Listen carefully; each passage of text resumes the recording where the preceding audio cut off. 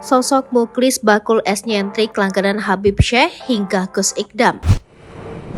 Media sosial heboh dengan aksi penjual es di Majelis Sabilut Taubah yang diasuh Gus Ikdam. Setelah ditelusuri, penjual es itu bernama Mukhlis Bagas Prihantoro. Laki-laki yang dikenal dengan Mukhlis bakul es punya nyentrik, jualan juga tergolong unik. Yakni dengan menggunakan baju dengan dua saku di depan, kadang pakai jas dan yang pasti mengenakan sarung. Tak lupa Mukhlis juga memakai helm di balik dan kacamata.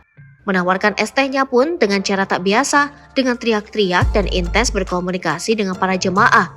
Tak hanya itu, di sela-sela menawarkan es teh dengan berkeliling di lokasi jemaah duduk mengikuti sholawat itu, dia juga melontarkan kata-kata yang menarik. Mukhlis mengaku gaya jualanannya sekarang ini juga terinspirasi dari pedagang-pedagang asongan lainnya. Dia melihat banyak yang merepost dia saat jualan dengan gayanya itu banyak disukai. Kemudian gaya memakai helm dibalik juga meniru. Kemudian dia kolaborasikan dengan gayanya memakai sarung, helm dibalik dan jualan dengan teriak-teriak. Dia mengaku sejak kecil memang sudah suka dengan selawat.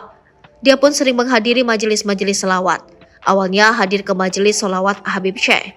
Kemudian dia ikut Habib Ali, keponakan Habib Syekh yang di Boyolali, ikut rutin. Dia pun lalu membuat tepak atau nampan sendiri untuk memulai jualan es, namun itu tidak bertahan lama. Baru 2-3 kali jualan dia berhenti.